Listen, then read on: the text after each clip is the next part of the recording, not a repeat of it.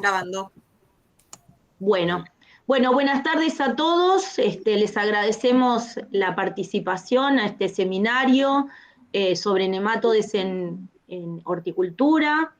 Este seminario, digamos, es parte de una serie de las que organizamos en la Cátedra de Horticultura, con la diferencia que este ha sido abierto, digamos, a interesados fuera de la facultad. Por lo general, organizamos seminarios dentro de las distintas materias que damos, porque no solamente damos horticultura, sino otras asignaturas en otras carreras de la FAUBA, y invitamos a colegas que son de nuestra facultad o fuera de ella, y hacemos estos encuentros, por lo general con docentes y estudiantes, y dado que nuestra cuenta de Instagram cuenta, valga la redundancia, con tantos seguidores, pensamos que en esta oportunidad y de ahora en más abrimos estos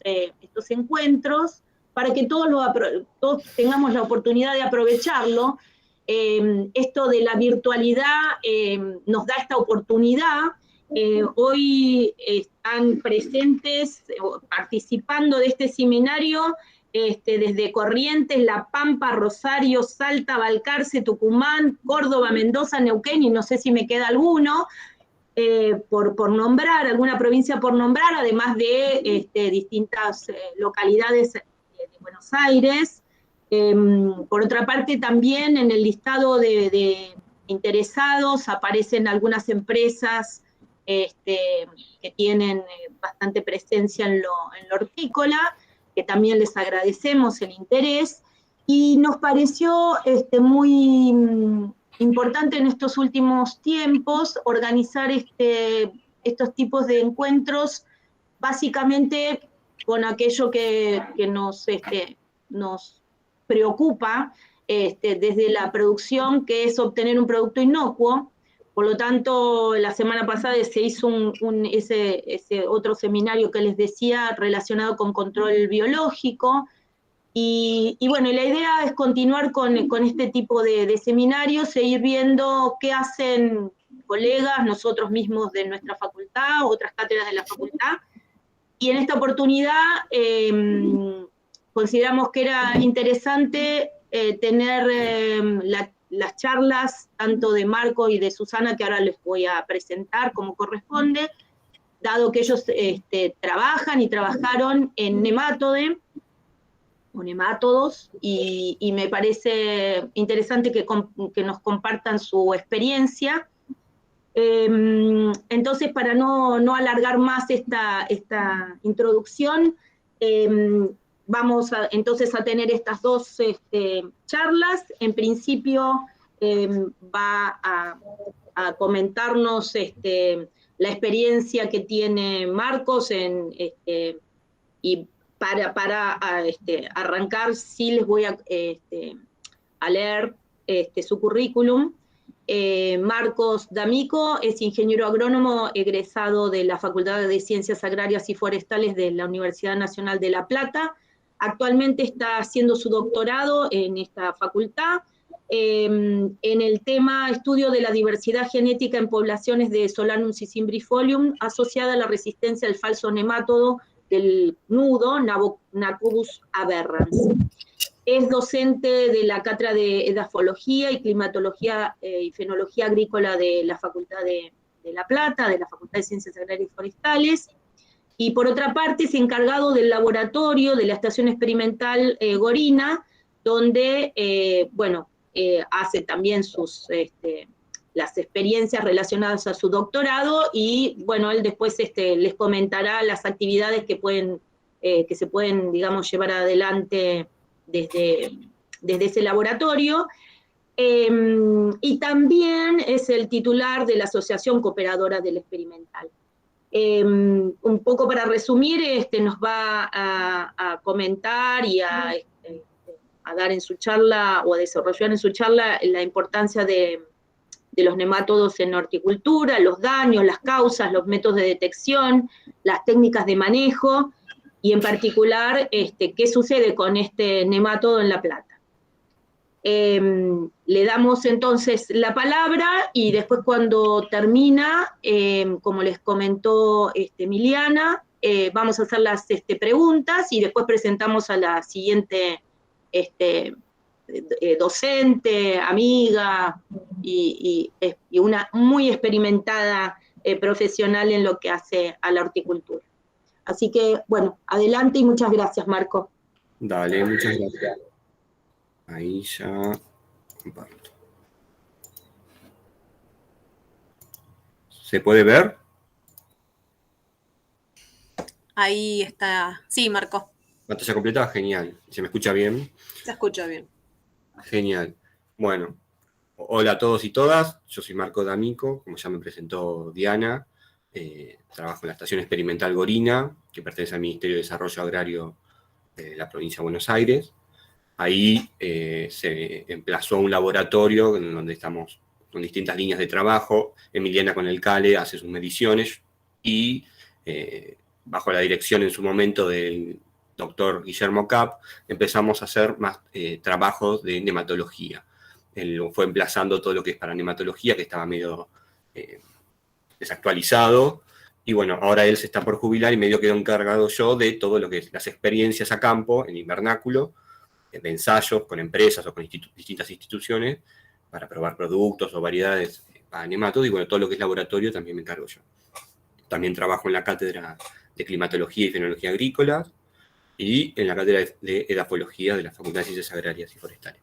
Bueno, estoy matriculado también en la provincia de Buenos Aires, en la escuela, el Colegio de Ingenieros Agrónomos de la provincia de Buenos Aires, y hoy les vengo a contar un poco sobre la problemática de los nemátodos, muy especialmente en el cinturón hortícola de La Plata, que bueno, todo el que es del sector sabe perfectamente las complicaciones que genera, las pérdidas económicas, el gasto en distintos tipos de manejo, control contra estas plagas.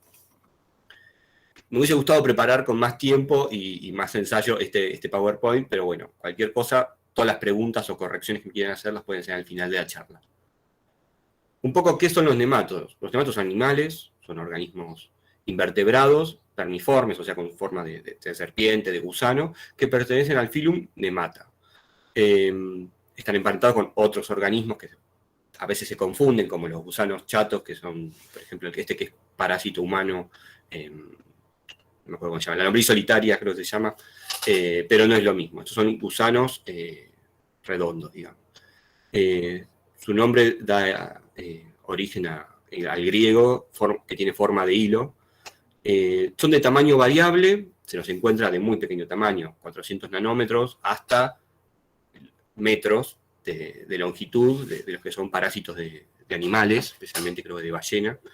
Pero en general en lo que es en el suelo los vamos a encontrar de 500 nanómetros, 1 milímetro, hasta 2 milímetros. Son animales que viven en el agua, ya sea en cuerpos de agua como ríos, mares, océanos, como en la solución del suelo. Cabe destacar que bueno, estos organismos tienen distintos mecanismos de resistencia o de adaptación a ambientes desfavorables. Tienen forma de adaptación a bajas temperaturas, a sequía, alta temperatura, la falta de oxígeno, la falta de alimento. Y desde ya tienen un rol fundamental en todo lo que es el ciclado de nutrientes, en la descomposición de la materia de los restos vegetales, y los pueden haber que son atacando raíces, alimentándose de hongos y bacterias, como también depredadores de otros nematodos u otros organismos. O sea, tienen un rol fundamental en lo que es el suelo. En lo taxonómico, bueno, ya le dije, es un animal, o sea, está dentro del reino animal, y bueno, se divide en dos clases que son las más importantes, que son Cercendentea y Adenophyta. Dentro de Cercendentea tenemos la superfamilia Tilenchoidea, que es donde se encuentran los principales representantes que son fitófagos. Pero bueno, después tenemos otros organismos que ya vamos a hablar dentro de estos grupos. Se estima que hay 25.000 especies descriptas o conocidas, pero hay muchas más que todavía no se llegaron a describir. En cuanto a su morfología, son organismos muy sencillos. Se dice que es un tubo dentro de otro tubo. Son, como ya dijimos, vermiformes con forma de gusano, que están cubiertos en su exterior por una cutícula conformada principalmente por colágeno. esta cutícula a la vez forma anillos, o sea, estrías transversales con forma de anillos a lo largo de todo su cuerpo. Y tiene una morfología muy, muy simple. Está la cabeza, el cuerpo y luego la cola, que la cola arranca desde el ano o el recto. Podemos apreciar principalmente, en general, el estilete, que es aquellos que son parásitos de plantas, fungívoros, omnívoros. Sigue por un esófago, bulbo medio, bulbo basal, los intestinos, que termina el sistema digestivo en el recto. Luego, en esta imagen, bueno, es una hembra, donde se puede apreciar la vagina y el ovario. No sé qué más puedo contarles de esta diapositiva. No. Bueno, en cuanto a los nemátodos, los podemos dividir en dos grandes grupos, de vida libre y parásitos de planta. Dentro de los de vida libre tenemos los bacteriófagos, fungívoros, depredadores y omnívoros. Los bacteriófagos, como lo dice el nombre,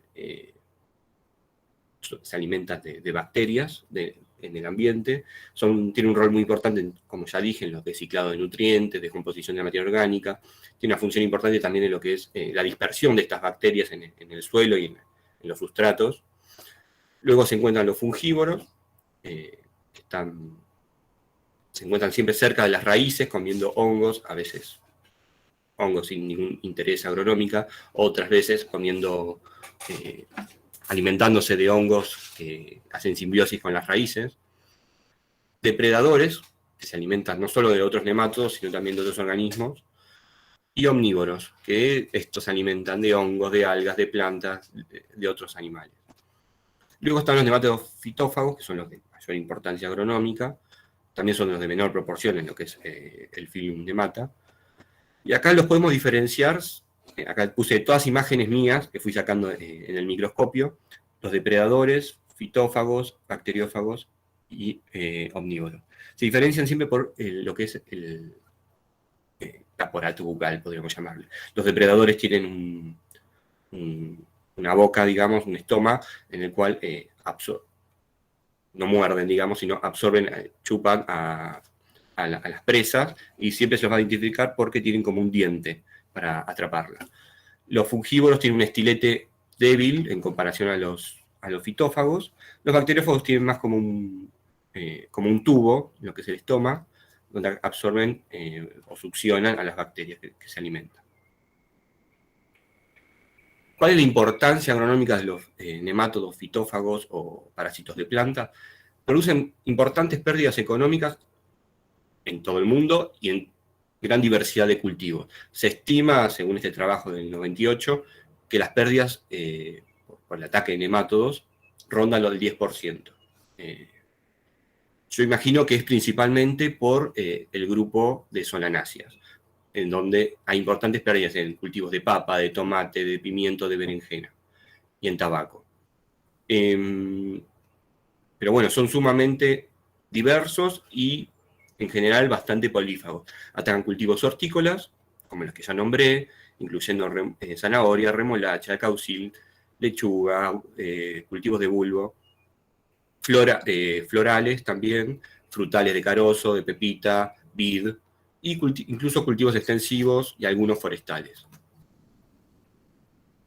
Bueno, la gran diversidad de nemátodos fitófagos es impresionante. Por nombrarlos algunos, está el género Globodera, se le llama nemátodo de la raíz de la papa.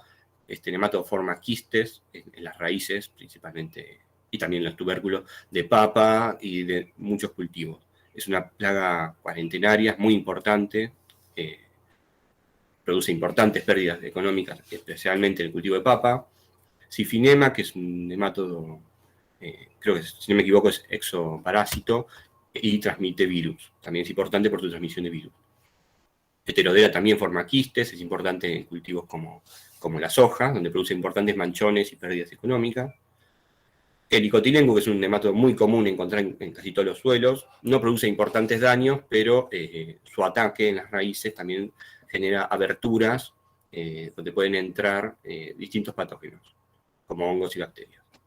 Los dos nemátodos más importantes de los cuales voy a hablar es Elodidogina y Nacobus, que son los nemátodos que producen agallas, se les llama nemátodo del nudo de la raíz o nemátodo de la agalla, o y el Nacobus, que es el nemato del rosario o falso nemato de la galla. Después hay distintos otros nematodos fitófagos del género Platylencus, Rhodophyllus, que si no me equivoco, este es importante, el cultivo de banana y cítricos, Aphelencoides, que es el nemato de la hoja, ataca la hoja del cultivo de frutilla, el género Ditylencus, que ataca cultivos de bulbo, y bueno, todos tienen distintos, como pueden ver en esta foto, distintas formas de atacar y posición en la que atacan. Se puede identificar como ectoparásitos que están por fuera de la raíz, semi-endoparásitos cuando parte del cuerpo está dentro de la raíz y otra por fuera, y endoparásitos cuando se quedan dentro de la raíz atacando. Esta diapositiva, si no me acuerdo, la tomé de un curso que hice de nematología en Córdoba. Tenía que ver, me pareció importante para diferenciar lo que es el género Meloidogine del género Nacobus. Meloidogine, bueno, para hablar un poco del ciclo, los nematos pasan de un estado de huevo a un estado de juvenil o larva 2, luego un juvenil o larva 3 y 4, y luego pasan a adulto, en el cual puede ser hembra o macho. En el caso del Meloidogine, la hembra produce los huevos en una matriz gelatinosa o incluso dentro de su cuerpo, dentro de la raíz, y los libera. Estos huevos pueden estar inmaduros o en J1, es decir, la primer larva dentro del huevo. Una vez que sale la larva 1, aparece la larva 2, que es la forma infectiva de Meloidogine. Es decir, en el suelo, cuando ustedes muestren, van a encontrar o huevos o J2. Estos huevos o J2, especialmente el J2, son la forma infectiva. Si no hay J2 en el suelo, no va a haber infección de Meloidogine. Esta larva 2 ataca la raíz, entra y se instala, forma el sinsitio o célula gigante, y va mudando a J3, J4, y la última muda va a ser hacia adulto. Si es macho, va a salir, su única función es reproducirse con la hembra, y después no tiene ninguna otra función, puede salir al suelo, y la hembra se va a quedar dentro de la raíz, alimentándose, formando la galla, y generando la siguiente generación, que va a ser una masa de huevos, que puede llegar hasta 1000 huevos por generación.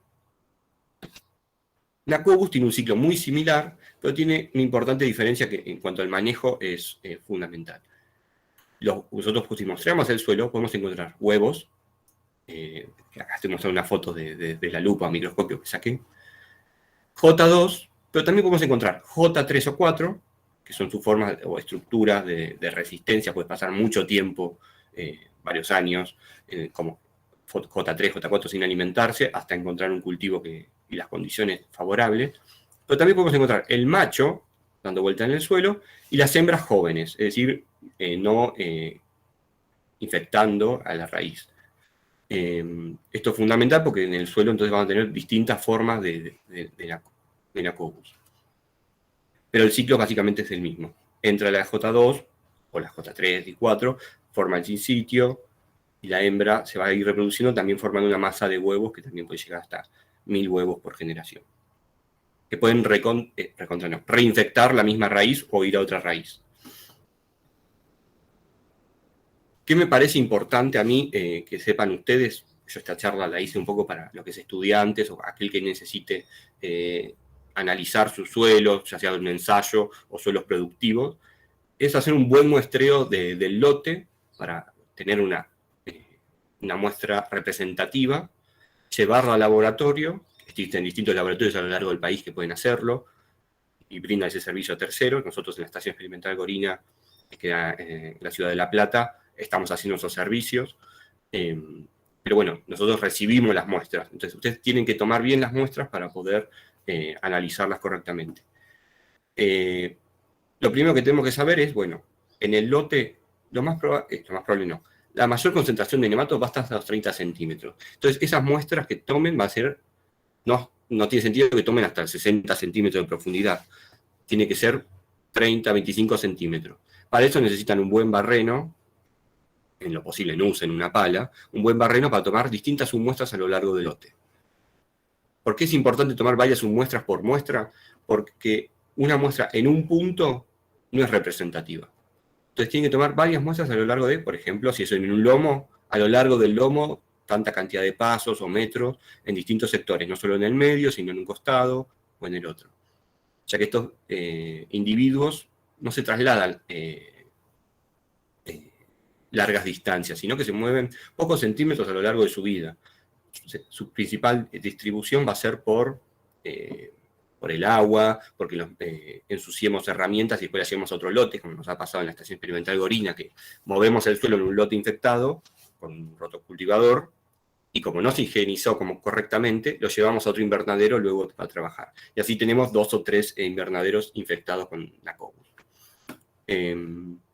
Bueno, me parece fundamental que para la toma de muestra sea con varias submuestras, de manera representativa del lote, que esa muestra la pongan en una bol, esas distintas submuestras que conforman una muestra, esté bien cerrada, hermética en lo posible, correctamente rotulada, que la puedan refrigerar o al menos tenerlo en un lugar que no le dé el sol, no tenga altas temperaturas, o sumergida en agua. Hay pasado que nos traen muestras que la traen atrás en la camioneta y eso le dio el sol todo el viaje y ahí muchos nematodos se pierden. Y bueno, llevarla lo antes posible al laboratorio sería lo ideal. Yo diría que más de un mes no pase, menos si no está refrigerada, porque se pierde mucho material.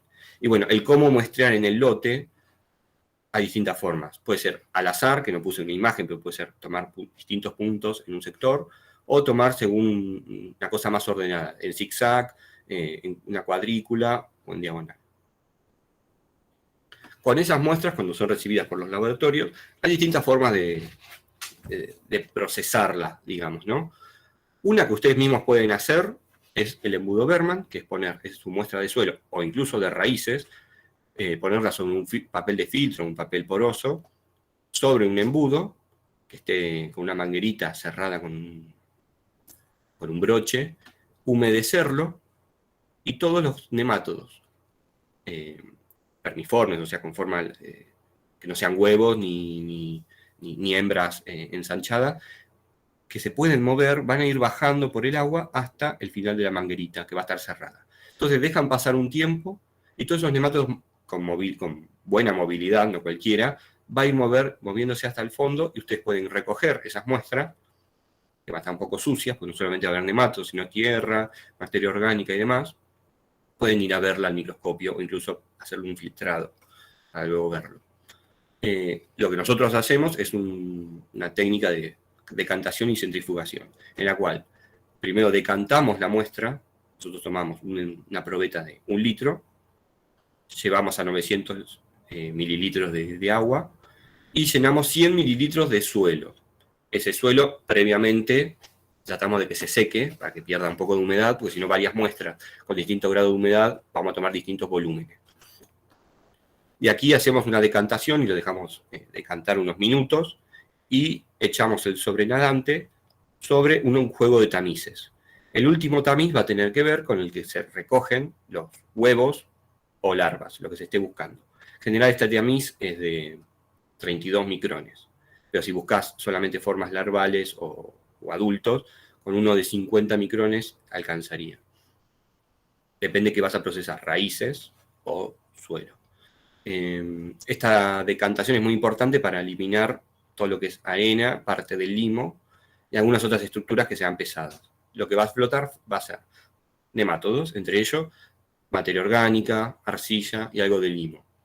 Luego sobre esto que recogimos en el último tamiz, lo recogemos en un tubo Falcon, lo llevamos a centrífuga, y ahí en 2 centrifugadas, una con agua y otra con una solución azucarada de 1,15 gramos por centímetro cúbico, obtenemos una solución limpia de solo nemátodos, la cual también la vamos a pasar por tamiz para obtenerlo. A esas muestras lo que nosotros hacemos es, bueno, recogerlas, verlas en lupa, luego microscopio para aquellas que necesitamos llegar a mayor precisión, y los dividimos en grupos tróficos, como ya les conté, aquellos que son micófagos o fungívoros, depredadores, omnívoros y bacteriófagos. Si no tenemos ningún interés de saber qué género son, llegamos hasta ese nivel trófico. Para los que son nemátodos parásitos, sí llevamos a nivel género. Llegar a nivel especie es muy difícil, especialmente en Nacobos y Meloidogine. Y bueno, ya con este análisis que les hacemos a varios productores, empresas y distintas instituciones que hacen ensayos o analizan el suelo antes de un cultivo, les es suficiente para la toma de decisiones. Esto es un poco una imagen que se ve en la lupa de un nemátodo, y no sé si hay algunos huevos acá, no, me parece que no. Pero hay nemátodos se ve de distinto tamaño en la misma muestra. La identificación es sumamente compleja, hay distintas claves taxonómicas para identificarla. Yo uso la de Chávez, que habla de los nemátodos que se encuentran en la provincia de Buenos Aires. Otra forma es, si no se puede identificar, es usar el rango de hospederos. Si nosotros sabemos que es, por ejemplo, del género Meloidogine, hay un rango de hospederos de cultivos que nos puede identificar aproximadamente qué especie de Meloidogine es. Luego hay técnicas moleculares que son mucho más precisas, sobrepasan todo lo que es identificación morfológica, que además de ser compleja, a veces no es exacta. Yo de este tema demasiado no manejo, no lo hago, en algún momento me meteré. Quería mostrarles algo acá. Bueno, acá se ve una foto más cercana de un omnívoro, que tiene un estilete del tipo, parece más un diente, es un poco mucho más robusto que un estilete de un fungívoro o incluso de un fitófago.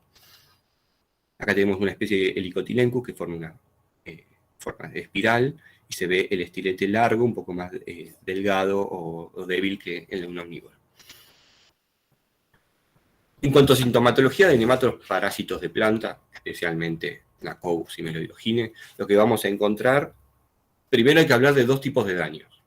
Los daños primarios causados por el daño directo que ocasionan los nemátodos, como los daños secundarios que son provocados por estas aberturas que permiten la entrada de distintos hongos o bacterias. Parece poco importante, pero realmente los daños secundarios pueden provocar la muerte de la planta dada por estos patógenos que entran.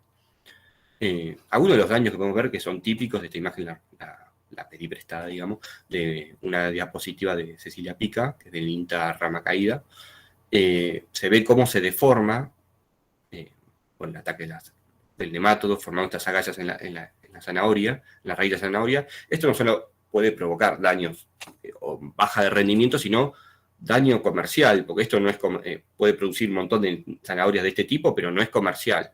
Esto nadie te lo va a comprar. Entonces, son pérdidas económicas importantes de lo que es cultivo de raíces o tubérculos. Acá se puede observar unos manchones de un cultivo, si no me equivoco, de maíz. Estos manchones están provocados, si no me equivoco, por Meloidogine. Todas estas plantas no pudieron prosperar debido al ataque de la planta, del nemátodo, disculpen. Y bueno, algunos síntomas, por nombrarlos: agallas, deformación o menor desarrollo de las raíces, no solamente la raíz va a quedar al mismo tamaño pero deforme, sino va a quedar más pequeña, como el caso acá que vemos esta es de una planta de cannabis.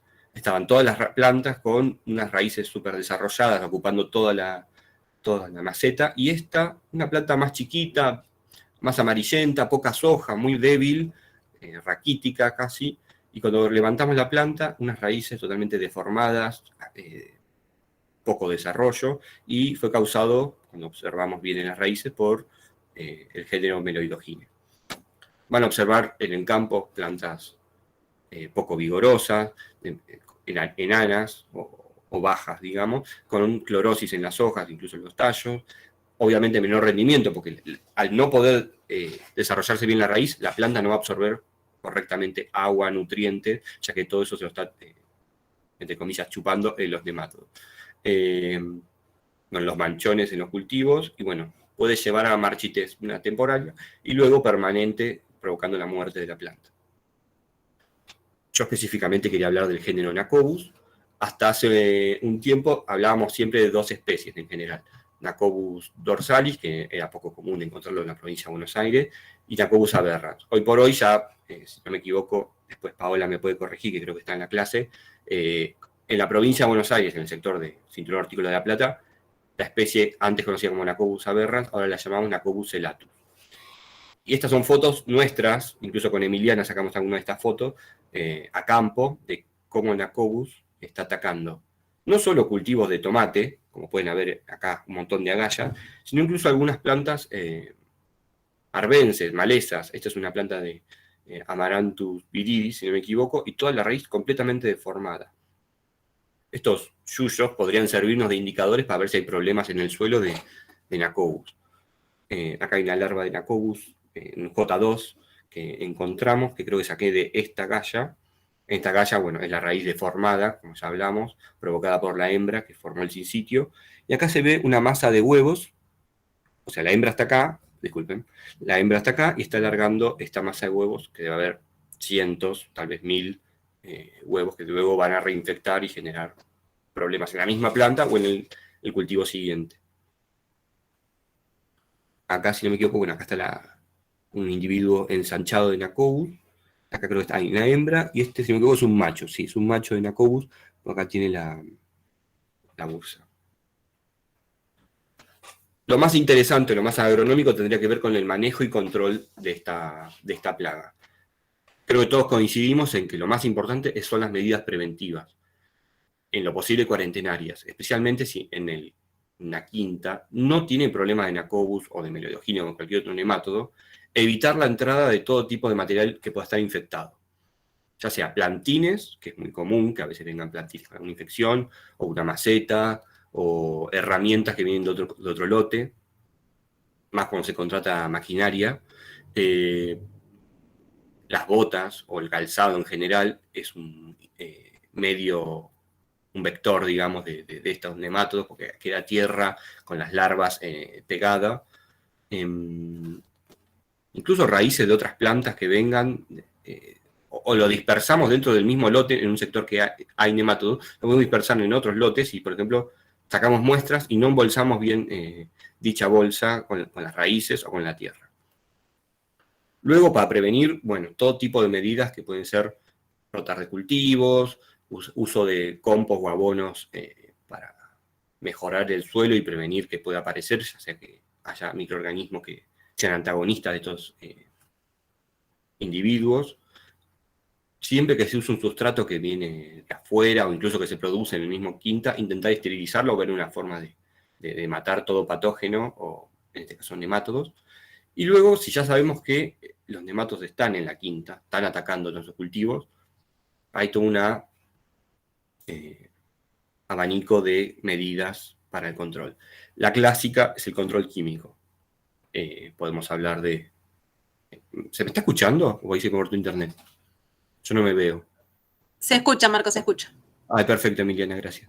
En cuanto a control químico, creo que todos conocemos la problemática del bromuro de metilo. Se usó durante muchos años y no resolucionó el problema de los nemátodos. Lo soluciona por 1 o 2 campañas, pero los nemátodos vuelven, ya sea que vienen de otros lados, del mismo lote, a profundidad, pero no soluciona el problema, sino que genera más problemas, ya que es un producto muy tóxico para otros organismos, para el ser humano, incluso daña la capa de ozono. Luego hay otros químicos, como el metansodio, ahora no se me ocurre ninguno, pero todos distintos productos químicos que se pueden conseguir y usar para el control de los nemátodos. Ahora creo que se usa mucho el Nemasal, que es un poco más amigable con el medio ambiente, y creo que es derivado de la planta de NIM. Existen distintas otras técnicas, como por ejemplo el uso de injertos. Acá estoy viendo 2 cosas. El problema del injerto que tiene entre el pie, que es Tutia, Solanus cimbrifolium, y la planta que es más vigorosa, la copa de tomate, que quedó más finito el pie y más gruesa la planta de tomate. Pero bueno, en general tiene muy buenos resultados, son mucho más tolerantes. Acá hay otro ejemplo en un mismo lote, un pie franco de tomate elpida, muy atacado por nemátodos, y un pie injertado también de Solanus cimbrifolium, y una raíz limpia, sin ninguna galla. Rotación de cultivos, fundamental, especialmente luego de un cultivo de solanáceas, poner algún otro tipo de cultivo, como lo hacemos con Emiliana, que ponemos cale, alguna crucífera, algo que sabemos que sea más tolerante o resistente a nemátodos. Incluso a cultivos trampa, hay trabajos, si no me equivoco, de Australia, de que usan esta misma planta, Solanus cimbrifolium, como planta trampa. El nemátodo entra, específicamente globodera se usaba, el nemátodo entra, ataca, pero no llega a reproducirse, en estas plantas. Entonces es una forma de bajar el inóculo en el campo. Una que es muchísimo más amigable con el ambiente y tiene un montón de beneficios, tiene que ver con la biofumigación, la solarización o la biosolarización, que es el uso de enmiendas orgánicas, especialmente crucíferas, que se trituran, se mezclan con el suelo, se cubren con un mulching negro o transparente, depende si se hace biofumigación o biosolarización, y por el efecto de la descomposición de estos materiales, en el caso de las crucíferas se liberan glucosinolatos, que tienen un efecto biocida con los organismos que son en general patógenos, nemátodos, hongofitófagos, bacterias. Y es sumamente compatible con otras estrategias, como el uso de tricoderma o algún otro microorganismo. Lo interesante de esta práctica es que es, como ya dije, amigable con otros organismos que son benéficos. Se sinergiza un poco el efecto tóxico de las sustancias y el efecto de la temperatura. Tiene sus desventajas porque hay que dejar un buen periodo de tiempo, el suelo cubierto, inutilizado, entonces en el cinturón hortícola es muy difícil de implementar, pero da muy buenos resultados. El uso de microorganismos antagonistas, como pseudopánteres, iba a decir, Pacelomices, no me acuerdo ahora, muchos de estos organismos los probamos en la Estación Experimental Gorina y dieron buenos resultados. Ahora no se me ocurren bien los nombres. Bueno, uso de materiales resistentes como los pies de injerto o dentro de la técnica de rotación de cultivos, usar cultivos que sabemos que son resistentes, que no lo atacan los nemátodos. Y bueno, después va a hablar Susana sobre el uso de fitohormonas o elicitores. Yo ahora les quería contar un poco nuestras experiencias en la Estación Experimental Gorina, que las dirigí yo, junto con... fue interdisciplinario, fue con gente del Fitotécnico Instituto Fitotécnico Santa Catalina. Fue una biofumigación con mostaza india desarrollada por el ingeniero Perniola y inscripta en el INASE ya, y que todavía no está siendo comercializada, muy pronto lo va a ser. Esta mostaza india fue desarrollada específicamente para biofumigación, para control de patógenos de suelo. Ellos lo estaban probando para controlar esclerotinia, fusarium y demás, y su compatibilidad con tricoderma, que dio muy bien. Y yo, como estaba haciendo mi trabajo de tesis ahí, propuse probarlo contra nemátodos. Entonces lo que hicimos fue cultivar, hicimos 4 tratamientos. Un testigo, un tratamiento que fue solamente el uso de mulching negro, sin mostaza, un abonado con mostaza, sin el uso de mulching, y la biofumigación propiamente dicha, es decir, abonado con mostaza india y cubierto con el mulching. En este ensayo lo que hicimos fue, bueno, sembrar la mostaza en los lotes que correspondía, se dejó que llegue hasta fines de fructificación, ahí se la cortó, se formó unas andanas en el campo, se le pasó el tractor para picarlo varias veces hasta tener un sustrato bien picado, se lo mezcló en el suelo, luego en aquellos lotes que correspondía, a una dosis de 2,13 kilos por metro cuadrado, se lo mezcló con el rotocultivador, se lo humedeció, se lo cubrió con mulching, y al cabo de 21 días, en el mes de octubre a noviembre, se evaluó si bajó o no el nivel de nemátodos parásitos de plantas y ver qué pasaba con los nemátodos de vida libre. Acá para ver algunos resultados, empezamos en un lote, en el de biofumigación, el promedio nos dio 28,2 individuos cada 100 centímetros cúbicos de suelo. Incluyendo otros nematodos parásitos de plantas, llegamos a 32. Luego de la biofumigación, o sea, la fecha 2, al levantar el mulching, ese número bajó a 8,4, 13,2 comparado con los otros nematodos parásitos de plantas, es decir, casi un 60% o más de control de nemátodos. En cambio, en los otros tratamientos no bajó o no hubo grandes diferencias significativas. Y en lo que es nematodos parásitos de vida libre, hubo un poco una baja en el número de nematodos de vida libre, más que nada por, si no me equivoco, los fungívoros. Pero luego en el resto de los nemátodos, hasta los bacteriófagos, subió el nivel en los depredadores y omnívoros, que son generalmente de baja densidad en el suelo, no hubo grandes diferencias. O sea que podríamos deducir que en lo que es en la nematofauna de suelo, la biofumigación con mostaza india dio muy buenos resultados para el control de Nacobus aberrans, ahora Nacobus celatus, y fue compatible con los nematodos de vida libre, que tienen un rol fundamental en el ciclado de nutrientes, la descomposición de la materia orgánica y demás. Marcos, sí. Marcos, perdón, 5 minutitos. Dale, termino en 2. Después de esto era preguntarles un poquito de mi tesis doctoral, que tiene que ver con probar distintos materiales de Solanus cimbrifolium, conocida como revienta caballo o tutía, que recolectamos semillas de distintas partes del país, de Chaco, Corrientes, Buenos Aires, Córdoba, Santiago del Estero, y vamos probando su comportamiento frente a el ataque de una población de Nacobus del sitio hortícola de La Plata. Nosotros lo que hicimos fue sembrarlo, trasplantar el plantín en macetas con un sustrato de tierra negra compostada, perlita y arena, y lo que hicimos fue inocularle alrededor de 10.000 huevos de Nacobus a cada planta. Transcurridos los 60 días, para que se cumpla el ciclo, levantamos las plantas, procesamos las raíces y evaluamos distintos parámetros. Peso seco de la parte aérea, peso fresco de raíz, el índice de agallamiento, que es un índice subjetivo o visual, digamos, cualitativo, de cuánto fue el ataque de nematodo en las raíces. El número de huevos por gramo de raíz, es un número que nos interesó. Ese es el número de agallas por gramo de raíz. El número de huevos por gramo de raíz. Y luego el índice reproductivo, que es un cociente, un factor entre el número de huevos final sobre el inicial.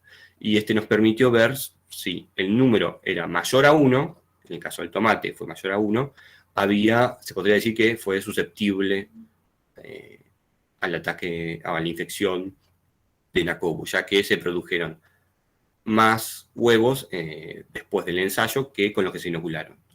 En el caso de las 6 poblaciones probadas hasta el momento de Solanus cimbrifolium, de distintas zonas del país, dio mucho mejor en todos los demás parámetros, digamos, de número de agallas, índice de agallamiento, número de huevos y el índice reproductivo, que siempre dio menor a 1.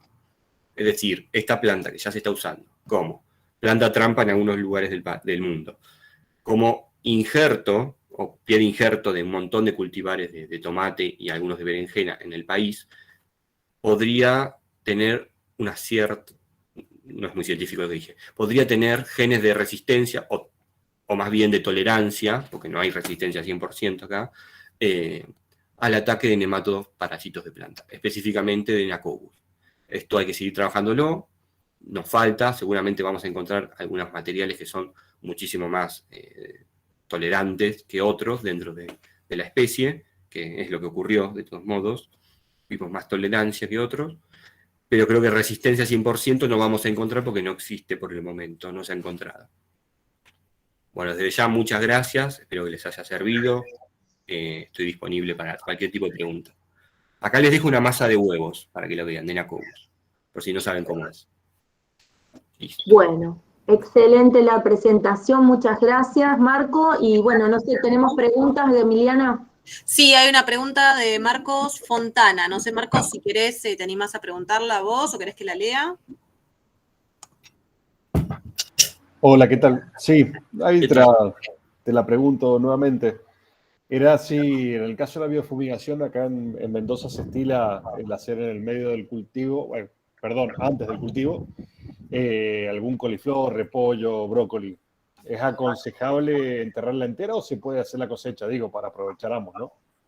Entiendo que hay gente que lo que hace es cosechar, por ejemplo, brócoli, saca la inflorescencia y los restos los pica y los reincorpora. Eso se puede hacer y tal vez no tenga los mismos resultados que si tenés la planta entera, pero sí, se hace mucho. Acá incluso se hace siembra rabanito, rúcula, y le pasan al rotocultivador, ni siquiera le ponen mulching, y eso ya algo de liberación de glucosinolatos genera. O sea, la biofumigación propiamente dicha es lo mejor. Ahora, estrategias para usarlo, incluso en Mendoza escuché que sembraban mostaza donde tenían problemas de nemátodos y la dejaban, o sea, ni siquiera fumigaban o metían en digamos, el material verde. Ya que la planta está ahí creciendo, a ellos veían que tenía resultados. No sé si te respondí la pregunta. No, sí, está perfecto. Sí, esa misma. Con Kale Y aún no lo después- hicimos, ya lo vamos a hacer, a ver los efectos que tiene. Genial. Y después también te preguntaba por el tema de los nombres de los microorganismos antagonistas.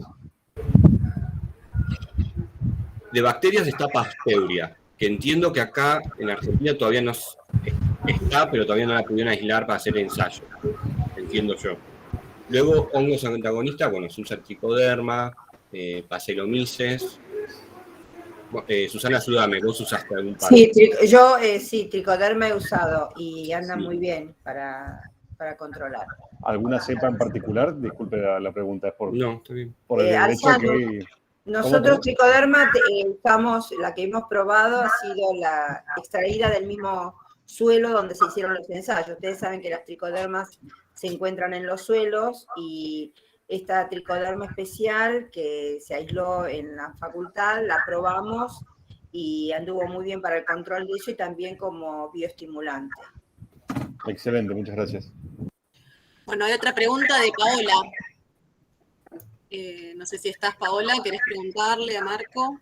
Hola, Paola. Paola Lax. ¿Cómo estás? No se te escucha. La leo yo, si no. Pregunta si esta es Solanaceae. Ahí está. Sí, con la Solanaceae que trabajaste en la última experiencia que mostraste, si hay artículos previos en donde la han evaluado y si ha mostrado resistencia a alguna especie de nematodo en particular. Yo los que principalmente leí son de acá. Sé que el INTA lo ha probado como pie de injerto y ha mostrado buenos comportamientos, pero resistencia no encontraron ninguno. Incluso en el Infibe lo probaron, creo que una población y después un pie de injerto y tampoco encontraron resistencia. Muchísimo mejor comportamiento, pero no resistencia. Bien, pero no, es como que no hay antecedentes que hayan mostrado resistencia a alguna otra especie de nematodo fitófago. No, resistencia 100% no. De Globoderas he visto trabajo. De Meloidogine vi alguna publicación que creo que era de Japón y no lo pude leer, pero también era como probarlo. No vi que hayan encontrado un gen de resistencia. No. Bien, eso, gracias. No, por favor. Bueno, ¿hay alguna otra pregunta? Por lo menos en el chat no. Cualquier cosa, está mi mail, ahí lo escribo de vuelta por si me quieren consultar algo, preguntar algo de la mostaza o de la tesis, o alguien de la zona que esté interesado en mandarnos muestras para hacer una determinación. Sí. Exactamente. Bueno, después lo estás pasando en el chat, Marco, tu mail, por favor, así lo tienen. Excelente la presentación, muy Gracias. buenas, felicitaciones. Bueno, gracias. Y vamos entonces a pasar a la siguiente expositora, que es la doctora Susana Martínez. Susana es ingeniera agrónoma y doctora en la facultad, obtenida los títulos en la Facultad de Ciencias Agrarias y Forestales de la Universidad Nacional de La Plata. Es profesora titular de Climatología y Fenología Agrícola y también es profesora titular de la Cátedra de Horticultura y Floricultura de la Universidad Nacional del Noroeste de Buenos Aires. ¿Está bien como lo digo? Sí. También dirige el proyecto de investigación y desarrollo de la Universidad Nacional de La Plata, basado en la ecofisiología y bioclimatología de cultivos intensivos protegidos y a campo. En el área de trabajo focaliza sobre el ambiente de los invernaderos, ecofisiología y bioclimatología de cultivos hortícolas, y es directora del Departamento de Ambiente y Recursos Naturales, y en esta tarde va a desarrollar el uso de fitohormonas, elicitores para el control de nematodos Nacobus, particularmente, sistema que estimula a la planta, a la defensa frente a estas plagas. Así que te damos la bienvenida y un gusto que estés en este seminario. Muchas gracias por la invitación. Bueno, vamos. Sí. No, tengo que primero, acá, flechita. Y lo mismo que hicimos hasta ahora, entonces las preguntas las van anotando al chat y las dejamos para lo último. Así que bueno, adelante, gracias.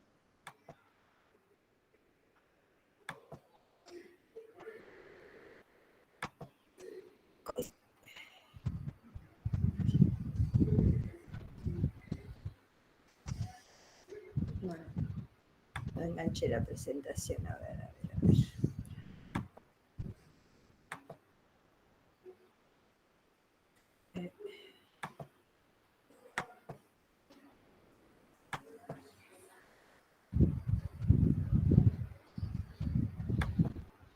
¿Se ve ahí? Todavía no. Todavía no. A ver.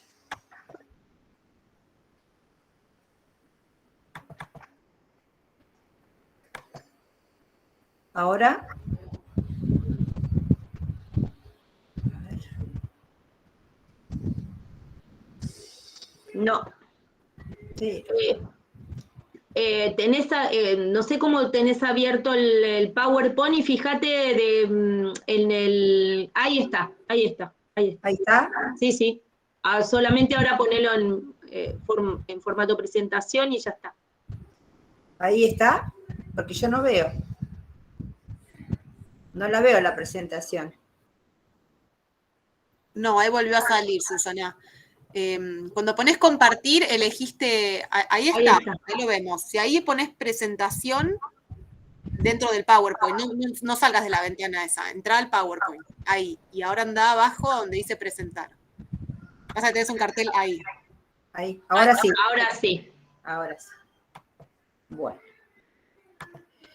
Bueno, buenas tardes. Yo les voy a hablar de uno de los métodos de control. Este método, el de las fitohormonas, uso para el control de Nacobus aberrans en tomate, formó parte de mi tesis doctoral. Así que, bueno, con mucho placer les voy a dar un poco los resultados que obtuve durante lo largo de mi experiencia. Esto pretendió aportar soluciones de forma sustentable, como veníamos hablando, a esta problemática tan importante de Nacobus aberrans en cultivo de tomate. En la República Argentina, el tomate representa unas 25.000 hectáreas con un volumen de 1,2 millones de toneladas que no alcanzan a abastecer el mercado interno. Y existen muchísimos problemas que ya mencionó Marco en su disertación, de problemas que afectan la sanidad y la productividad. Y dentro de esa afección, de esos problemas fitosanitarios, uno de los más importantes es el que se produce a nivel de raíz de estos fitonemátodos que toman gran relevancia por la gran pérdida que representan para la producción.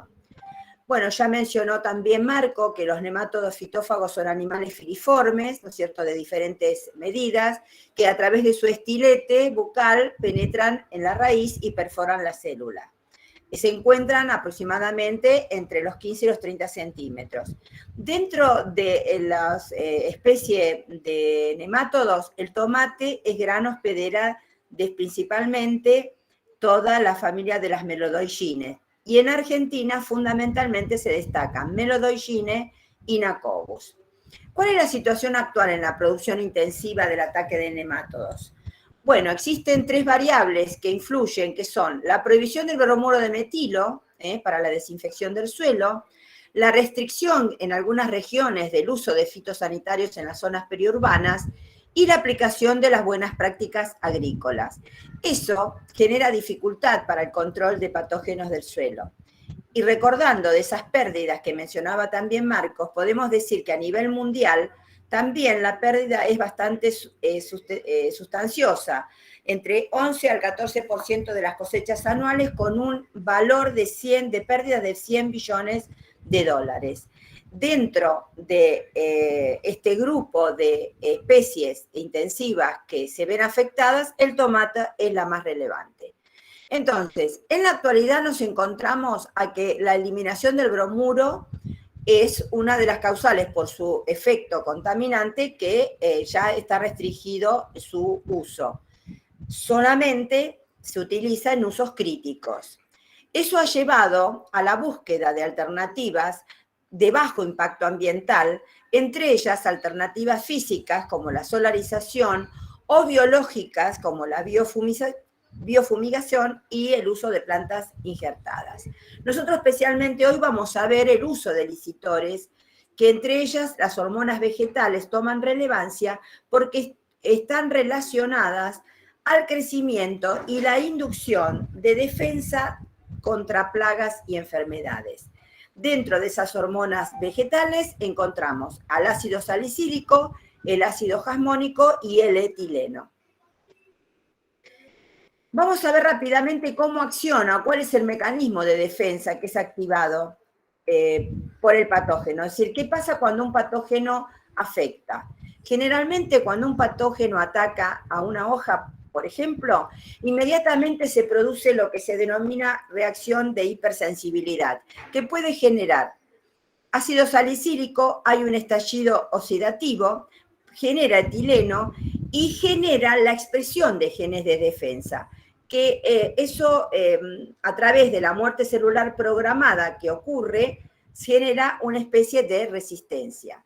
Ahora bien, una vez producido el ácido salicílico, este puede migrar a otras partes y es lo que conforma o lo que se denomina como resistencia sistémica adquirida.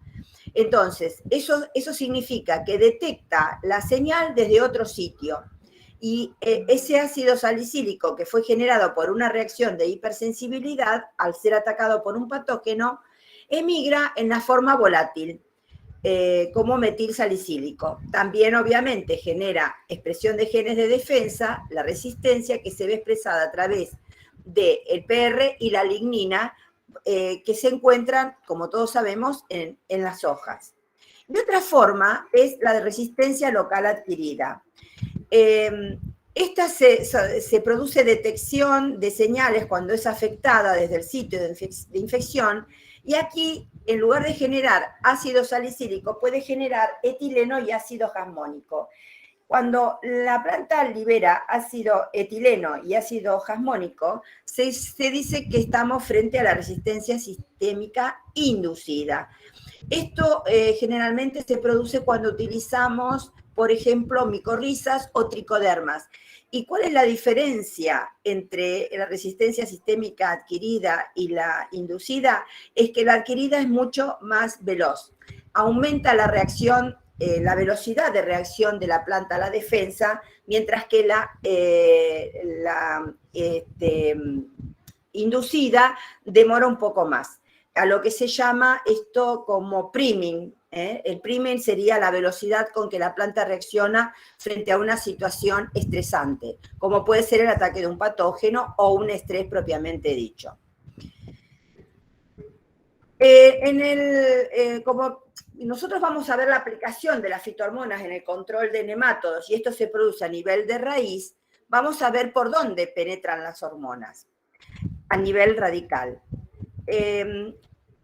En este sentido, las hormonas penetran por el apoplasto, es decir, por vía extracelular, o por el simplasto, por vía intracelular. En ambos penetran al plasmodesmo de la planta y de allí van hacia el resto de la planta buscando y generando esa resistencia.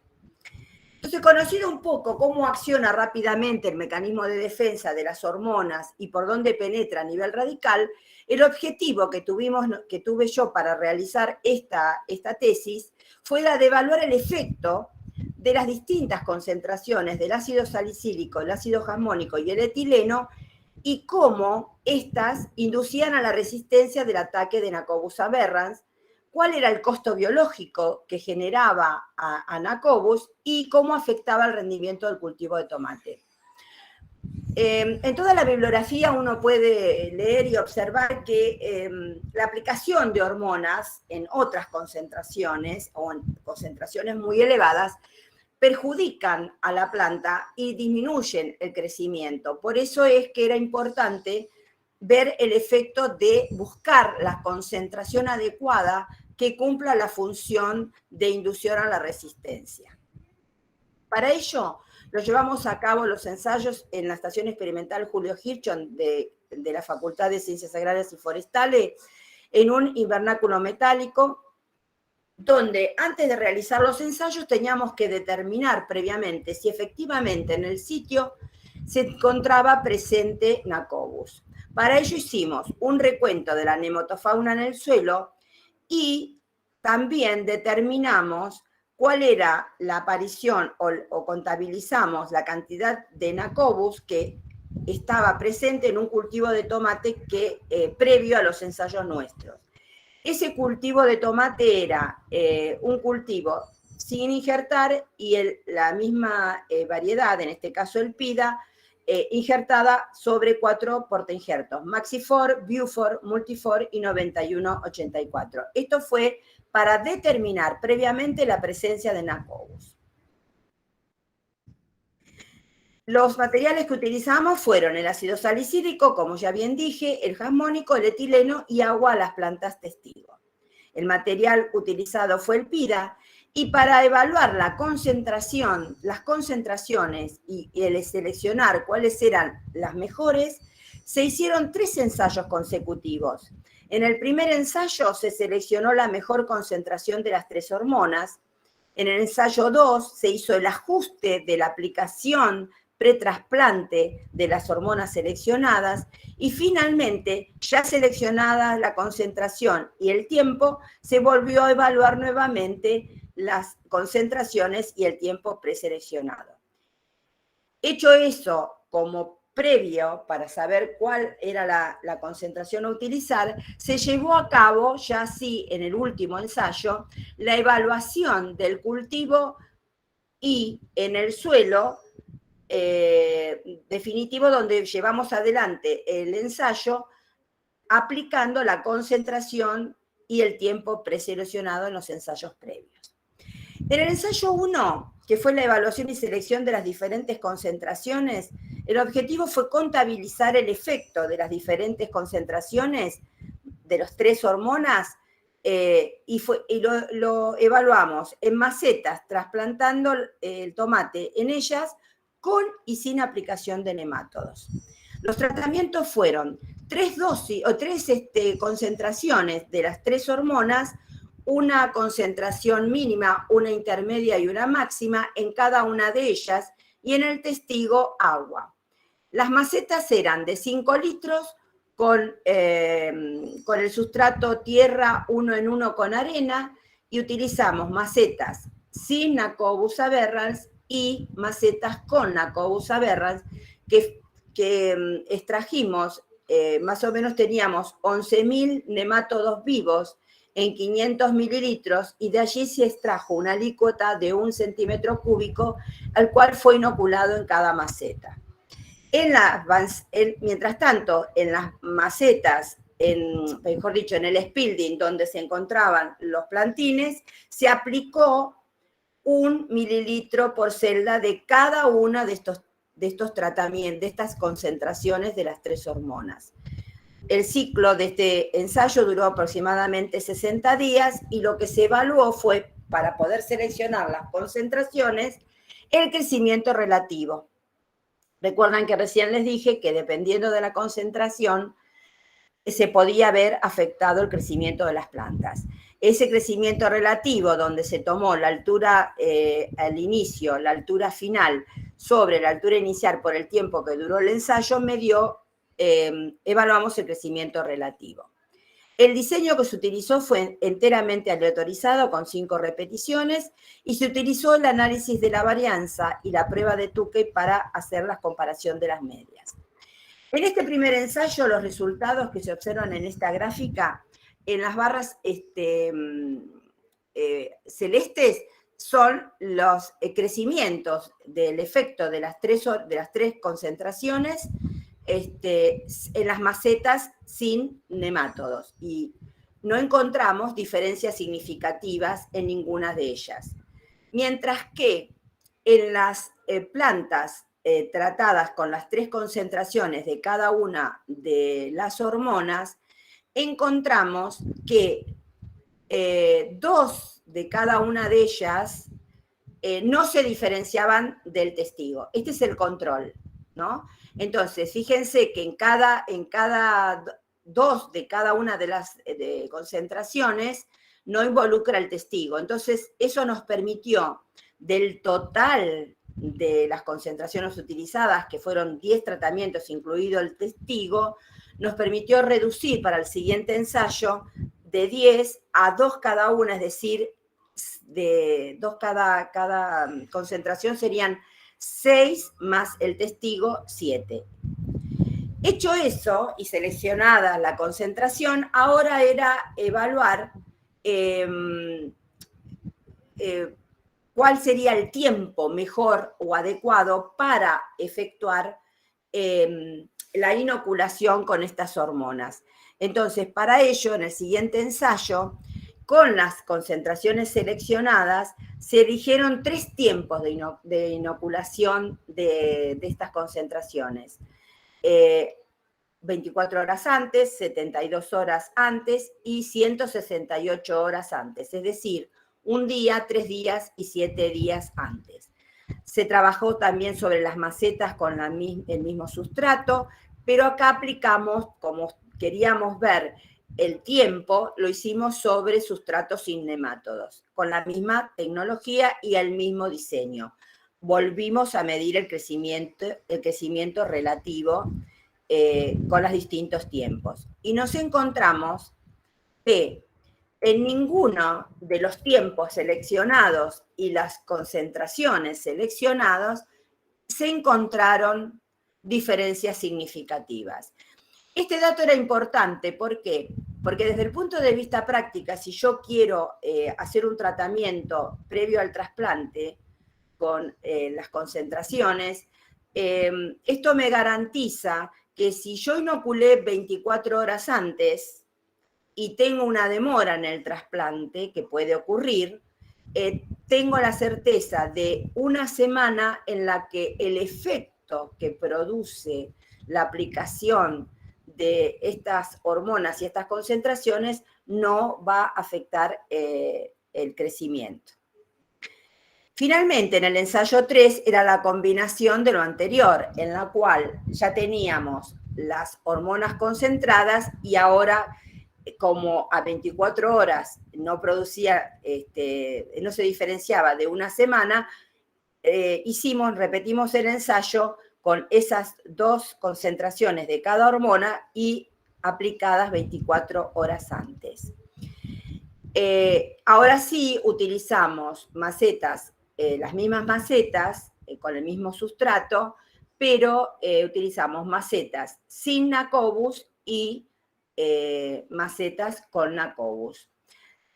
El sustrato inerte, es decir, las que no tenían Nacobus, completamos la evaluación de las variables morfológicas de crecimiento y reproductivas hasta el primer racimo, y en las con aplicación de nemátodos hicimos solamente el crecimiento relativo. Y en los resultados encontramos que en ninguna de las variables de crecimiento y reproducción de las plantas de tomate las distintas dosis y de concentraciones de ácido salicílico, jasmónico y etileno mostraron diferencias significativas. Quiere decir que no afectaba las variables puestas en juego.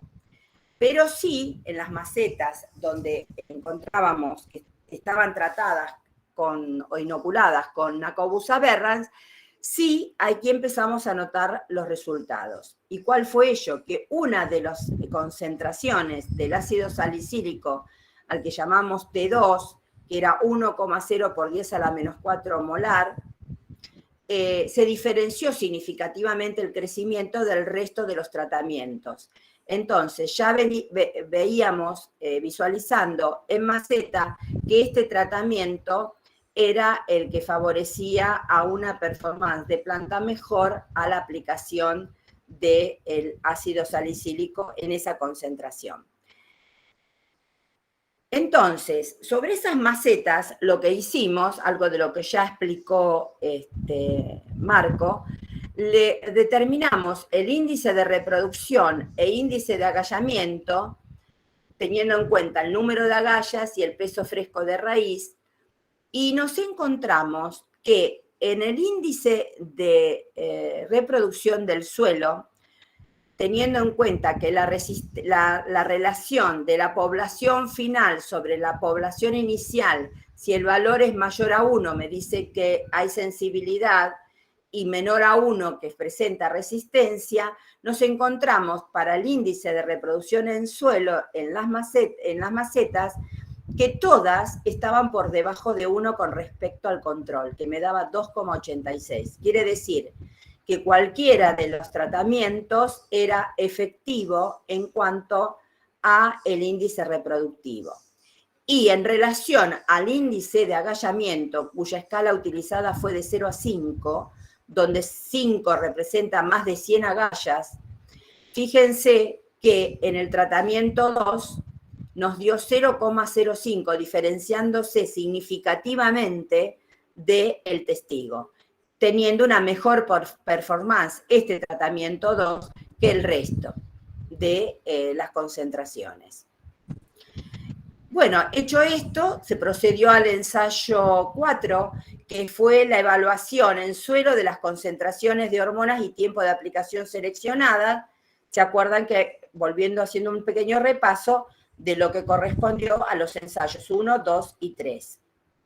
Aquí los objetivos fueron más específicos, que fue conocer la nematofauna presente en el invernadero, que lo habíamos mencionado al inicio de la charla, aplicar la técnica de termografía para detección temprana del estado de las plantas en suelos con nemátodos, estudiamos parámetros fisiológicos resultantes de la aplicación de los diferentes tratamientos con inductores de resistencia y la interacción con los nemátodos, y finalmente cuantificamos el rendimiento del tomate tratado con las diferentes concentraciones hormonales. En el ensayo 4, lo que se hizo fue que en las bandejas previa al trasplante, 24 horas antes, se aplicaron esas 2 concentraciones de cada hormona que habían sido seleccionadas y ensayadas en maceta. Repasando, conocimos entonces la presencia de nemátodos tanto en suelo como en raíz del cultivo antecesor a este ensayo definitivo. Dentro de las variables fisiológicas aplicamos la cámara termográfica para hacer una foto termográfica que se hizo 75 días después del trasplante en la primera hoja del foliolo central entre el tercero y cuarto racimo. Se midió también el índice de verdor en el foliolo terminal en la hoja inmediatamente inferior al primer racimo y se realizaron 10 mediciones en cada una de las determinaciones.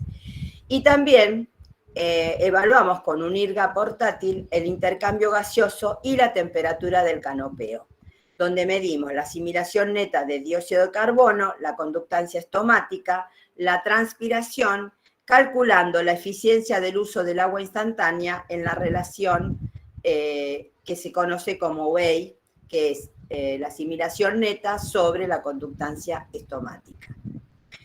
En cuanto al rendimiento, se evalúa el rendimiento total y por racimos hasta el sexto racimo, clasificando cada cosecha las categorías comerciales de primera, segunda y tercera, de acuerdo al peso del fruto, a saber, de primera, frutos mayor o igual a 150, de segunda entre 100 y 149 gramos, y de tercera menores a 100 gramos. El diseño que se utilizó en el campo fue el de bloques completamente aleatorizados con 4 repeticiones, constando una unidad parcelaria de 10 plantas por parcela. Se hizo el análisis de la varianza, ajustando los datos por logaritmo. Los resultados de este ensayo estos son la cantidad de nematofauna que encontramos previa a la implantación del ensayo, donde se puede ver que toda la nematofauna presente, parte las había nombrado también Marco, tenemos no solamente Nacobus, sino Helicotylencus, Doryloemus, Mononcus y Saprófitos. Pero lo importante era que había presencia de 48 J3 y J4 cada 100 centímetros cúbicos de suelo. Y en las raíces, que era un ensayo del cultivar el PIDA y el PIDA injertado sobre los portainjertos, esto nos dio un total de presencia de 152 huevos y 165 J2. ¿Esto qué significaba? Que ese suelo efectivamente estaba con nemátodos y podíamos probar tranquilamente lo que nos habíamos propuesto. Dentro de los resultados de las variables fisiológicas, la temperatura del canopeo fue uno de los primeros datos que nos llamó la atención, es que en el tratamiento T2, que era 1 por 10 a la menos 4 del ácido salicílico o ácido salicílico 100 también, se diferenció significativamente esta temperatura del resto de los tratamientos. Y esto lo pudimos observar mejor con la foto o imagen termográfica, en la que, si ustedes pueden ver aquí, esta imagen, cuyos píxeles van entre 16,2 y 37,9 de temperatura, lo que a nosotros nos llamaba la atención es que esta coloración nos daba una temperatura menor a la temperatura registrada dentro del invernadero que nosotros tenemos instalada en la estación Davis, donde conocemos la temperatura. O sea que este valor estaba por debajo de la temperatura ambiente. En las testigos, esta imagen corresponde justamente al tratamiento 2, 1 por 10 a la menos 4 de salicílico. Mientras que en el tratamiento, en la foto B, fototérmica B, donde corresponde al testigo, se ve ampliamente la coloración diferente con un aumento de la temperatura por encima de la temperatura del ambiente. Esto nos está indicando que previamente, y nos llamaba la atención a nosotros, que las dos plantas se encontraban turgentes y sanas aparentemente en el momento del registro. Sin embargo, a las 48 horas esta planta murió. Quiere decir que esta técnica de imagen termográfico también nos puede, y que no es destructiva, nos puede decir tempranamente si el tratamiento que yo estoy realizando es efectivo en la planta. Otro índice que nos llamó mucho la atención fue el índice de verdor. Y aquí encontramos nuevamente que el tratamiento 2 se diferenció significativamente del resto de los tratamientos. Una cosa que nos llamó la atención fue que, teniendo tan buenos resultados hasta este momento, cuando hicimos la evaluación del intercambio gaseoso, nos encontramos que no había diferencias significativas en ninguna de las variables fisiológicas. Y eso tiene una razón de ser. La razón es que cuando nosotros hicimos estas mediciones, 48 horas antes, había ocurrido un descenso térmico muy importante, lo cual eso afecta o permite que no haya diferencias significativas en lo que ocurre fotosintéticamente con la planta. Y finalmente, aquí tenemos la tabla de rendimientos, que esto fue muy llamativo. Nosotros los rendimientos los evaluamos en kilogramos por metro cuadrado, es decir, en las parcelas teníamos 10 plantas, considerando una densidad de 2 plantas por metro cuadrado, fue expresada de esa manera, ¿no es cierto? Y nos encontramos que, sumando el rendimiento total de las categorías comerciales de primera, segunda y tercera en el tratamiento 2, la diferencia fue altamente significativa con respecto al testigo. Si bien todas se diferenciaron del testigo, se destaca T2 como una de los efectos sobre el rendimiento que tiene el ácido salicílico en esa concentración. Para ser más explícitos, también hice el análisis, habíamos dicho que era por racimo, y también vemos por racimo, si consideramos del primero al último, y este sería el total, también T2 aquí nos muestra cómo se diferenció significativamente la aplicación de ese tratamiento en un suelo infectado con nemátodos. Entonces, ¿qué correspondía? Correspondía ahora volver a repetir y estimar el índice de reproducción y el índice de agallamiento de cada una de las parcelas. Entonces, si bien yo tenía detectado cuál había sido la población previo al trasplante, obviamente que también se había hecho la evaluación de la cantidad de nemátodos presentes al momento en cada una de las parcelas. Entonces, conociendo la población final y la población inicial, nos encontramos que en las plantas tratadas con esta concentración, el índice de reproductivo fue 0 y el índice de agallamiento también, en relación a los testigos. Acá se nota bien claro. Es decir, que como conclusión podemos decir que conocer la nematofauna del suelo en el sitio es primordial para saber cuál va a ser el manejo que voy a hacer según la población que tenga. Que el ácido salicílico en concentraciones de 1 por 10 a la menos 4 molar T2 se destacó sobre los otros elicitores y concentraciones, y esto es promisorio porque disminuye la incidencia de Nacobus aberrans sin afectar el crecimiento de la planta, disminuye el número de agallas y produce nulos índices de agallamiento y de reproducción, y produce un efecto sobre el rendimiento en el ciclo completo del cultivo y en la producción por racimos. Como conclusiones 2, podemos decir entonces que la aplicación de las hormonas evaluadas inducen o favorecen la defensa de las plantas frente al ataque de Nacobus aberrans, disminuyendo su eficacia biológica y permitiendo la producción de tomate en suelos infectados con este patógeno.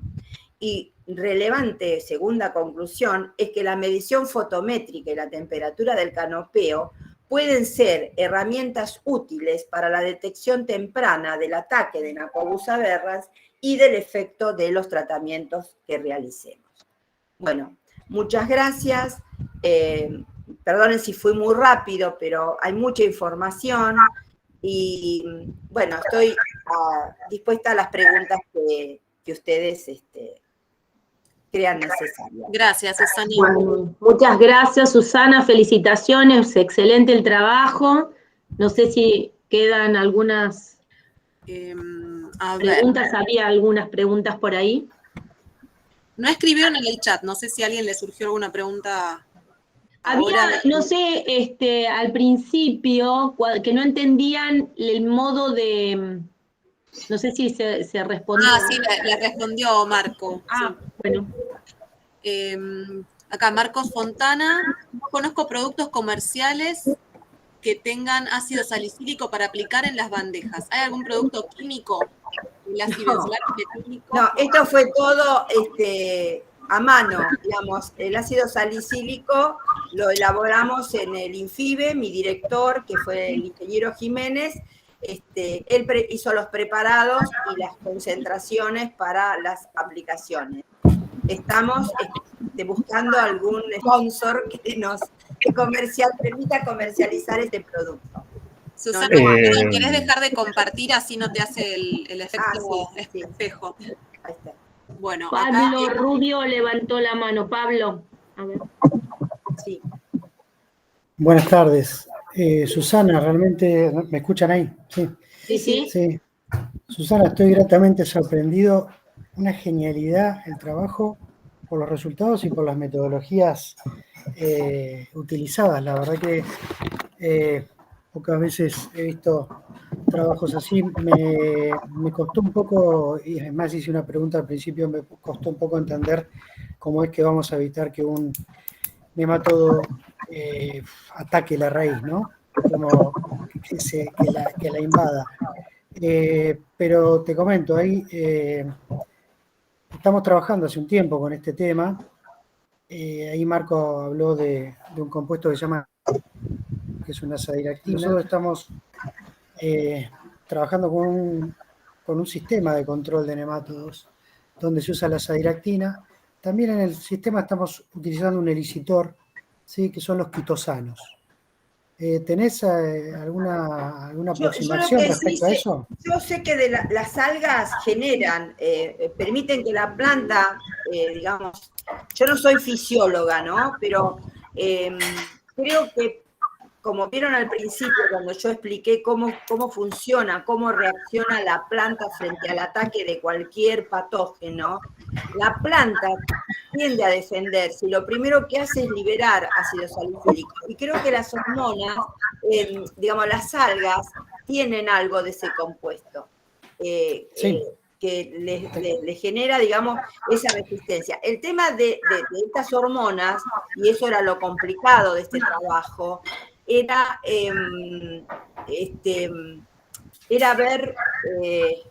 ver, que no afectara a la planta, porque el costo biológico, así como le costó al NACOBU, podría haberle costado a la planta. Y entonces, ¿de qué me sirve que me controle NACOBU, pero si yo no puedo sacar nada de la planta? Entonces, lo importante de este trabajo fue eso, que ajustamos a dosis tan pequeña que no afectó al crecimiento.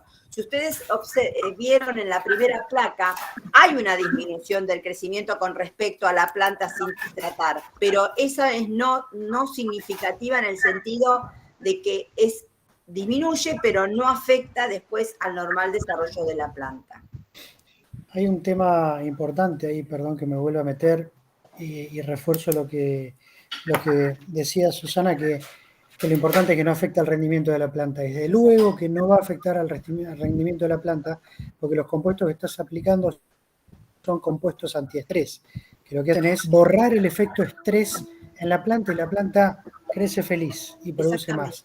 Exactamente. Existen compuestos en el mercado con los que estoy familiarizado que apuntan a eso, que tienen jasmonatos, que tienen salicilatos y que lo que hacen es evitar que la planta tenga estrés. Esos compuestos de algas que yo nombraba ahí se están usando en olivos en la Patagonia. Y esos olivos en la Patagonia están resistiendo 13 grados bajo cero y en la República Oriental del Uruguay no resisten 7 bajo cero. Entonces, desde luego que elevar las defensas de la planta, la verdad que cambian la forma en que vamos a ver cómo la planta produce. Una pregunta más tenía para hacerte sobre la metodología de temperatura. En el momento donde ustedes prueban que hay una hoja que se ve de otro color, digamos con la temperatura elevada, entendí que a los 2 días esa hoja murió. No, la hoja no, murió la planta. Murió la planta directamente. Directamente, bueno, porque evidentemente era el testigo, estaba atacada en Acobus. Vos veías que nos pasa a nosotros en el campo. Muchas veces vos vas, la planta está turgente, vas al otro día y empieza a languidecer. Lo novedoso de este método fotométrico fue eso, que al evaluarla conjuntamente, vos no podías distinguir si una estaba enferma o la otra no. Sin embargo, cuando vimos los valores de temperatura, me acuerdo que el doctor Mayale, que fue quien me prestó la aparatología para hacer las mediciones, me dice, esta planta mañana muere.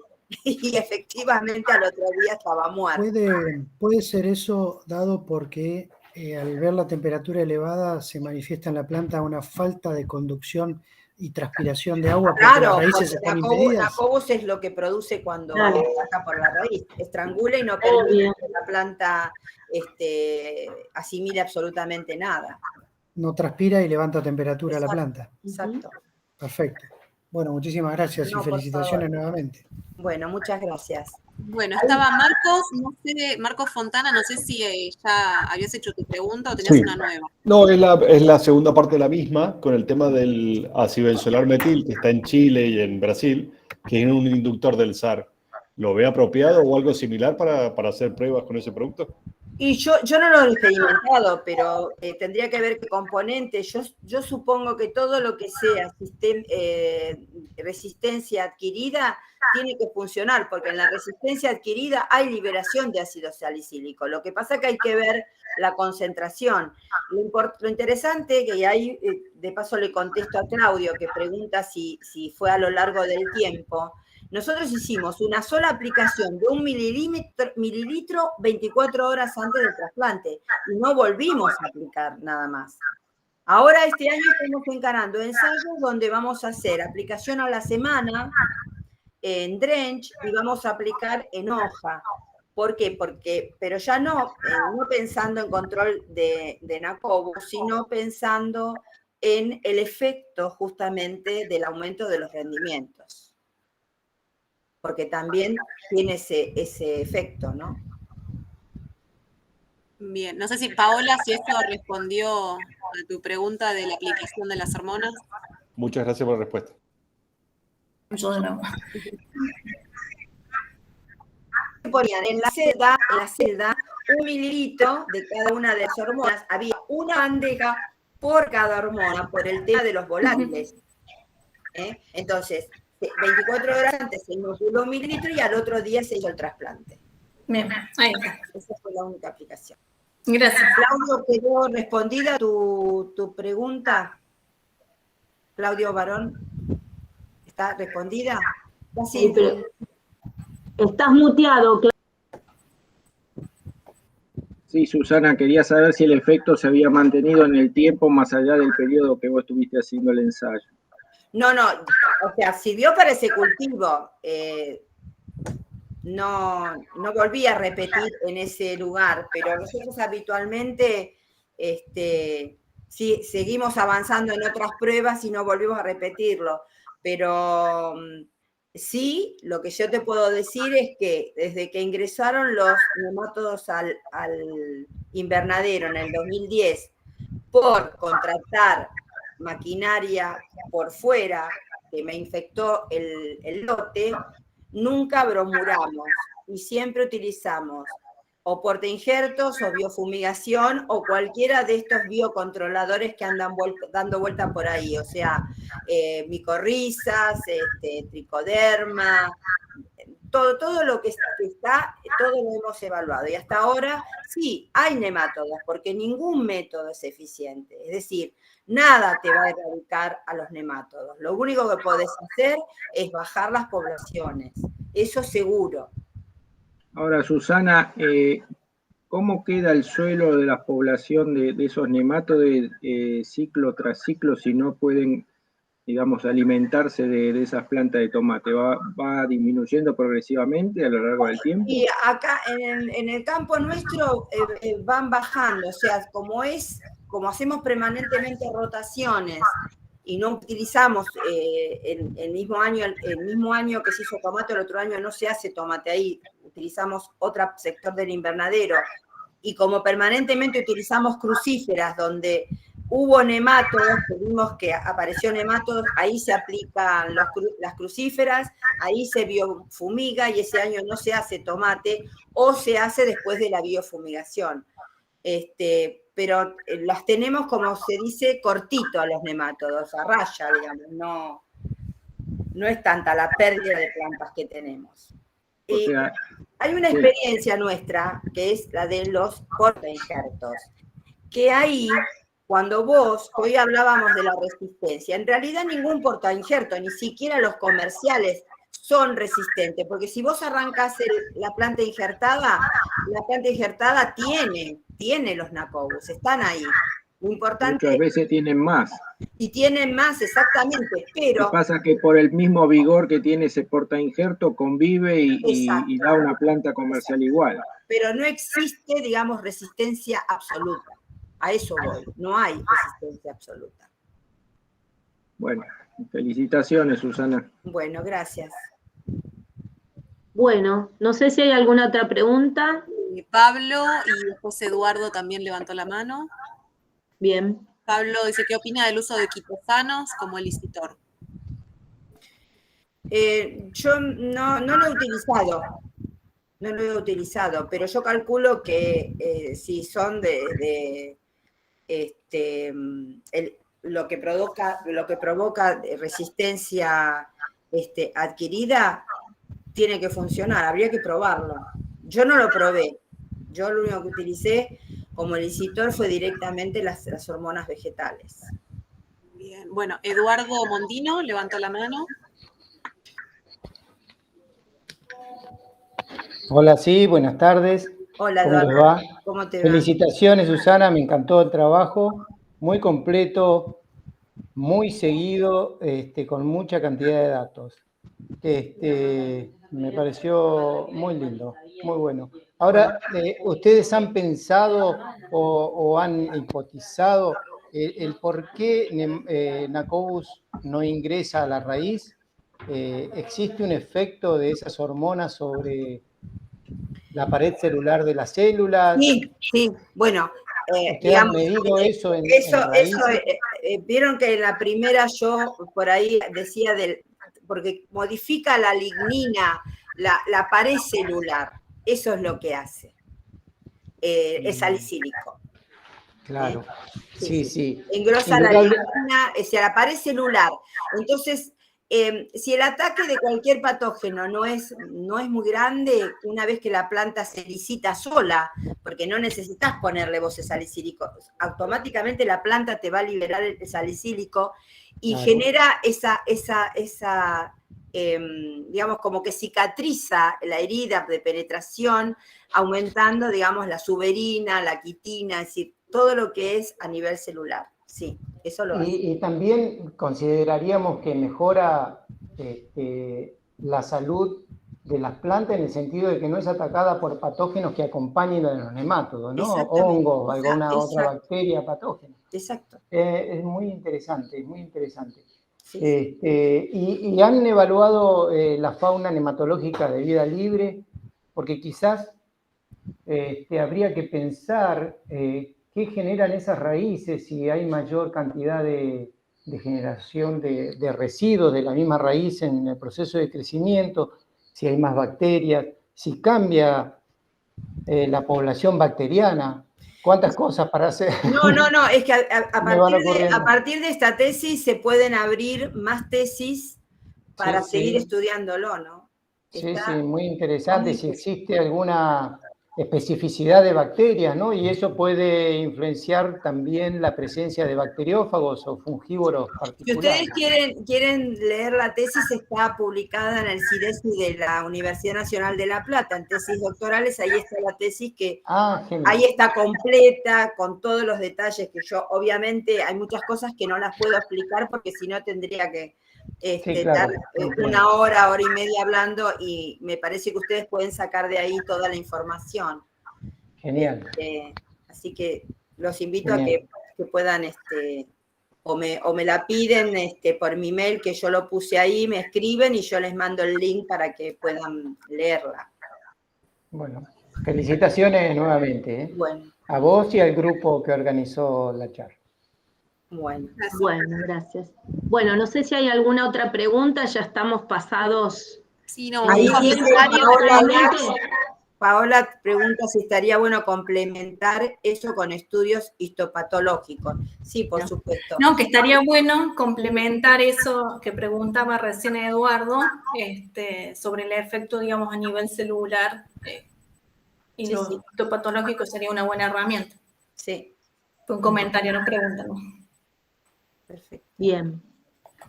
Bueno, creo que estaríamos concluyendo con esta aclaración. Lo preguntaron en el chat, por las dudas lo repito o lo aclaro. Vamos a subir este seminario. Les voy a avisar a los mails quienes se inscribieron, y si hay alguien que ingresó sin haberse inscrito al mail, chequé el Instagram. Ahí vamos a poner el link cuando esté preparada.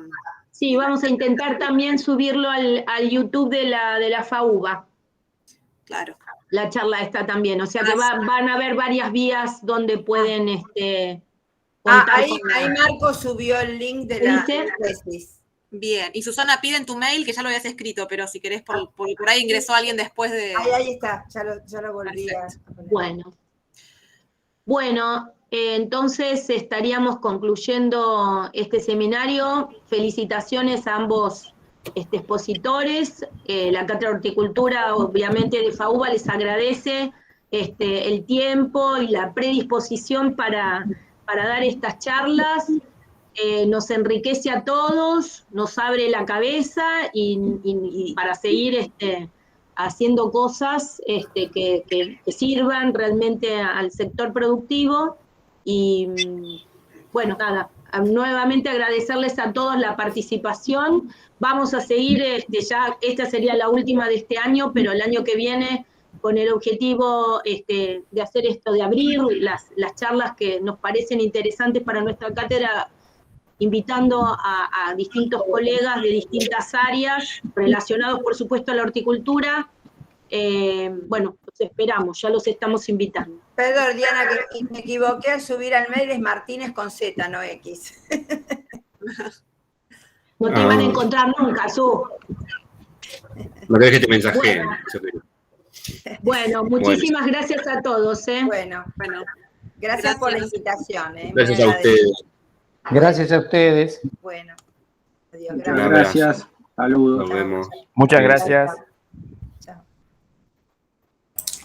Muchas gracias.